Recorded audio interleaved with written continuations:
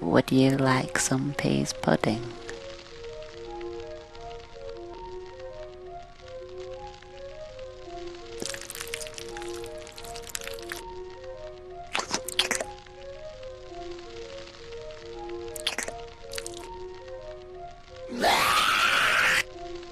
Peas pudding hot, peas pudding cold, peas pudding in the pot, 9 days old.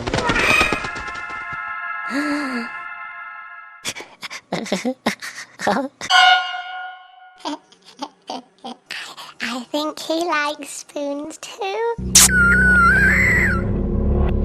What's wrong? What's wrong?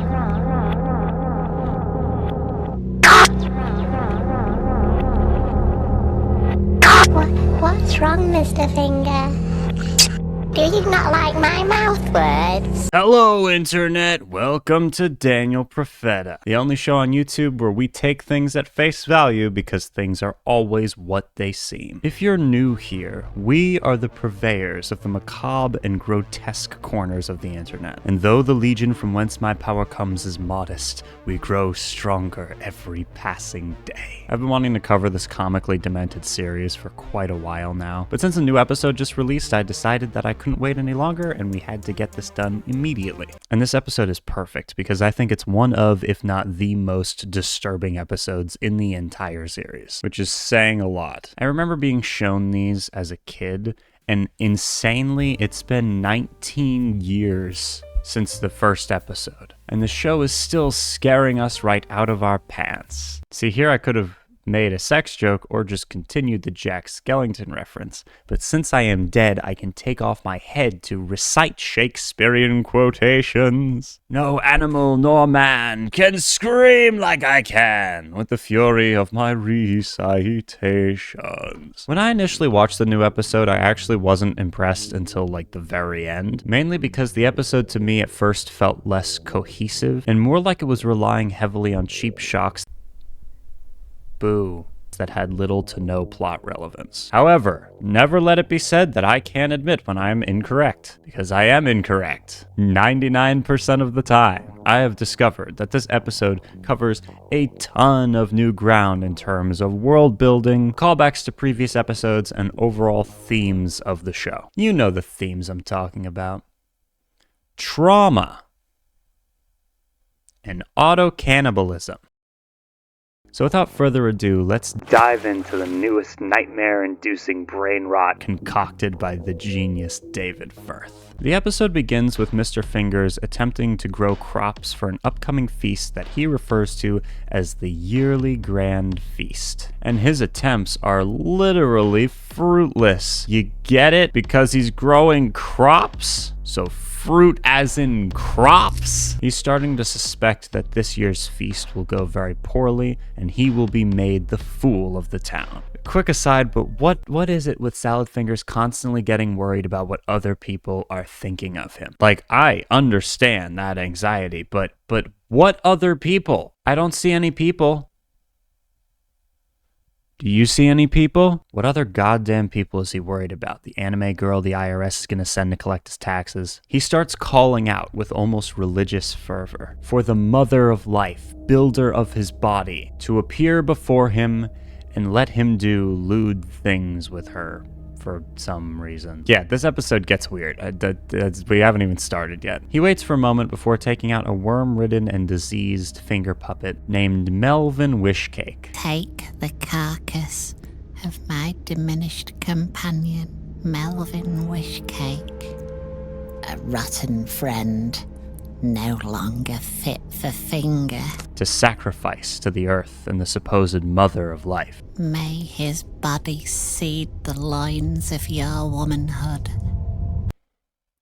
As much as I would prefer to never have to think about that sentence again, may his body seed the loins of your womanhood. An enormous flower rises out of the earth, which he refers to as grandmother growth. She sticks her tubes in his mouth and reveals her seeds. Kinky. Dozens of eyeballs that, if you look really closely, kind of resemble frog spawn. So to recap really quick, the plant creature with its teat down Saladfinger's throat has eyeball eggs that it's going to impregnate him with. We're not even 2 minutes into the episode yet. He plucks an eye and swallows it. And as he does, the plant suddenly withers away. I think it's important to note that the music here is distorted as the plant fades and vanishes, almost as if it was only an illusion. Saladfingers then turns to a nearby rock to confirm that it's going to the feast. He's talking to a fucking rock. I trust you'll be attending the luncheon. We cut back to Mr. Finger's house where he now has Hubert Cumberdale on his finger. Long-term fans of the series will know exactly who we're talking about. He also is holding a strange stick or staff in his hand. At first he talks about higher beings and ascending, words that to me are reminiscent of the way like cult members will talk about their religion, I guess. But then as he's scratching his back, he suddenly changes topic. Pay attention to where he was scratching his back with the stick, but first listen to the subject change. Have you been utilizing the naughty stick again? Well, it smells like you. The puppet was using the stick as a device from Bad Dragon. Spectacular. Suddenly, a face starts to appear where Saladfingers was absently scratching his irritated skin, and a small mouth begins to speak out of his back, imploring that the puppet listens to his father, for father knows best. Saladfingers was watered and fertilized by the tubes of the mother of life. Then the eyeball was the seed that has grown into the talking tumor on his back. The episode deals with the themes of the cycle of life and death and rebirth. And this right here is just the beginning of the madness. We cut to Saladfingers wandering through the wasteland, and let me pause for a moment to comment on how much I personally love the atmosphere of this series as a whole. The bleak and desolate wasteland plays wonderfully with the lonely and sorrowful music that's almost comforting in its haunting presence. He starts imploring a Lady Etheridge to attend his feast. But as he does, we see that the little growth on his back has turned into a full head now. It pops out and starts spluttering nonsense that sounds like a weak imitation of what Salad himself was saying. Try to keep this in mind as well, and I promise at the end of the video, I will do my best to connect as many of the dots as I can, as I kind of see the episode, like what it's supposed to mean. But for right now, I just want to relay the information as we're being given it so that we can absorb it and we can analyze it later. Okay, that being said, listen to this, because I spontaneously combusted inside the White House after dying laughing. Attendant, dear lazy Eskindale, your awful appendix died yesterday. Plarp, plarp, plarp. Your awful appendix died today? Shit, that sucks. One of my favorite things about Saladfingers is how incredibly and unashamedly British the character is, in his mannerisms, vocabulary, and accent. And this little guy just took all of that and made it a 1,000 times funnier. Little guy's adorable, wouldn't you agree? Just you wait! Mr. Fingers is not as amused by this as you and I probably are, and promptly tells the creature to shut the hell up and stop being an idiot. Potential metaphor for generational tension, or just a comment, I don't know, we'll figure it out later. The creature then slaps him. Walk faster. What was that weak, watery smack supposed to do? Also, I think we're glossing over the fact that this back tick has hands now. He always had hands, you just didn't notice. I think I would notice a back tick with hands. The point is, instead of speeding up, Mr. Fingers slows down considerably and is just so contrarian.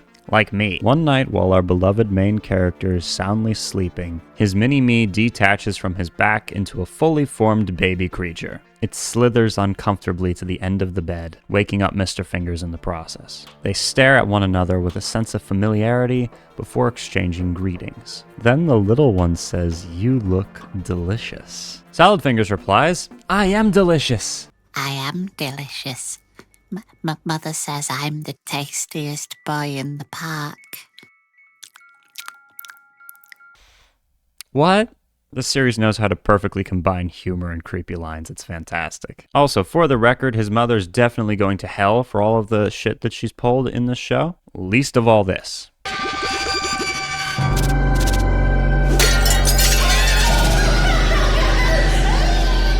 A small thing that I've always loved about David Firth's work is the audio effects and the slimy sounds that he uses. They're always so crisp, disgusting, perfectly subtle. It's as though he's created a genre of ASMR-oriented horror. I don't know, I just think it's really cool. I know it's not something he invented or anything like that, but this series does that concept really, really, really well and has since its start. So I respect that and applaud it, think it's super interesting, and now we're moving on. Afterwards, we are taken outside to the middle of the desert, where for the first time in a long time, we get some concrete world-building lore. Hell yeah! The one problem with this is that Mr. Fingers has been a consistently unreliable narrator, so it's impossible to know if any of this is fact. Despite this, I'm going to assume that we just take everything at face value and then tell you what the new things that we learn are. This desert is known to Saladfingers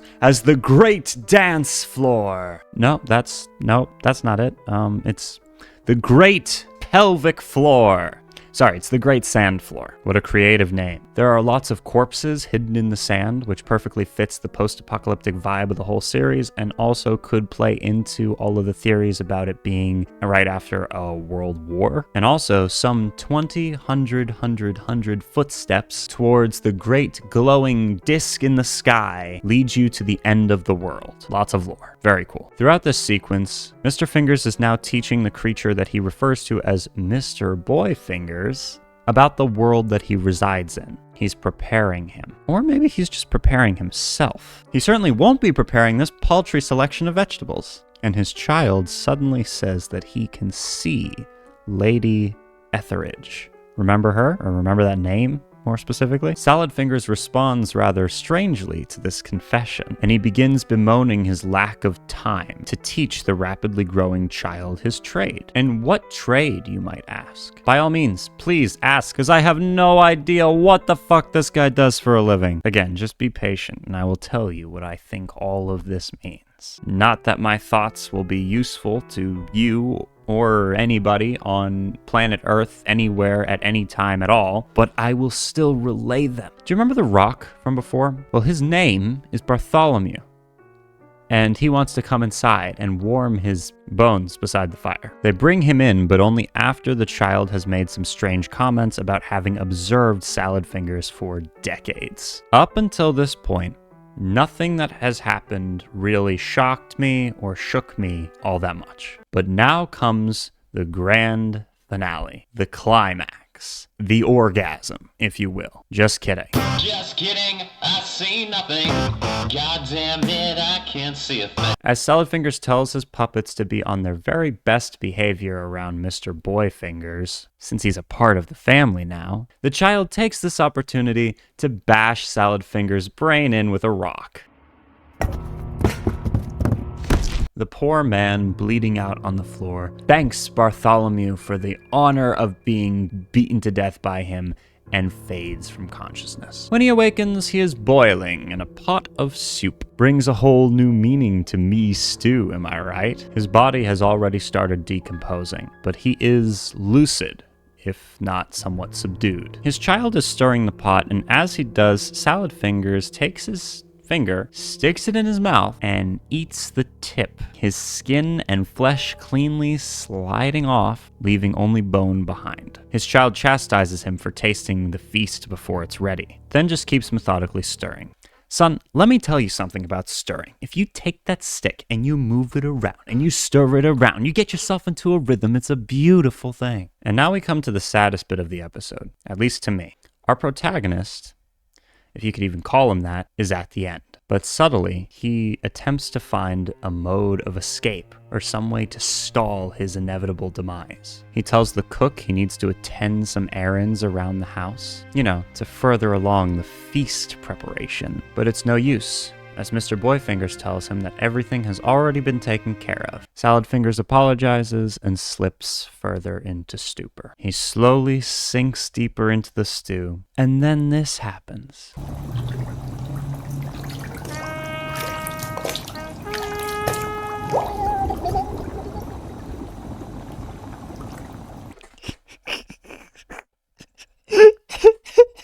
Aside from being weirdly the funniest thing I've ever seen in my entire life, I see this as further confirmation of some of the most widely accepted theories about the Saladfingers universe. That idea that Mr. Fingers is a war veteran of some kind, living in this fucked up post-apocalyptic world that's either a distortion of reality kind of fabricated by his own brain, or, a real world situation. And with that, the last spark of hope is snuffed out. And we get treated to some lovely grotesque imagery of the cooked creature. And then the now fully grown clone begins devouring what is essentially himself. He tells the rock to settle down. This leads me to believe that he might be afflicted by guilt of some kind and can hear strange things coming from the rock that maybe we cannot. The camera slowly pulls back as the new Saladfingers devours the corpse of the one whose place he's just usurped. And so ends one of the most disturbing episodes of Saladfingers, and I think that is saying an awful lot. While this is not the first time the series has shown us other creatures very similar to our main protagonist, nor is it even the first time we've been introduced to the concept of them somehow being clones or projections of his own subconscious, this is the first time it was framed as offspring, or the death of a past self in service to a higher new self. Depending on how you interpret the child, the conclusions that you draw from this episode may vary wildly, which is one of my favorite things about David Firth's work. It's not overly open-ended when you look closely, but if you pass the events of any given episode through different lens of symbolism, you can find new meaning to the projects, and I don't know, I think that's super cool. Anyways, if the kid is real and is tangible offspring of Mr. Fingers himself, then to me the episode is about generational trauma, healing it and propagating it both in equal measure. It's a sacrifice made at the altar of the future. You reap exactly what you sow, and you're probably going to be getting more than what you bargained for. If this is true, then the original Saladfingers has been dead for a long, long time, as this cycle has probably repeated itself many times over, even throughout the series as we've seen it, and probably before, and will continue long after. However, I, personally, believe that the meaning of the child is more metaphorical than it is necessarily literal. Saladfingers survives by cannibalizing himself. He's killing off his old self to be reborn as a newer, stronger entity. Lady Etheridge seems to me to be a stand-in for death. Boyfingers says that he can see her on the horizon, and that causes Saladfingers to have this reflection moment where he's like, oh shit, I don't have enough time to teach you everything that I want to teach you. And it's wistful, and it's sad, and it's mournful, really. He understands what is coming. He knows his doom is nigh. I feel my day of reckoning may be approaching. He says, how am I supposed to teach you about the world that we live in and about my trade in such limited moments that we share together? He's building up this child to be the perfect offspring to replace him when he's perished. He doesn't put up a fight when he's being consumed alive, and he even says it's all in your hands now. Saladfingers is someone who loses everything and descends into psychosis, alone in a mental prison of his own making. This is true regardless of whether the world we see is a truthful representation of reality or not. So in the end, we all learned the lesson. And what lesson might that be? The lesson that Saladfingers' impregnation smut was not all that far off. And that's the newest episode of Saladfingers. I would love to analyze or just talk about the whole show, but so many people have already done that, so I'm not sure, if anyone cares much about my opinions on the show, especially since a lot of my opinions probably mirror ones that you've heard before.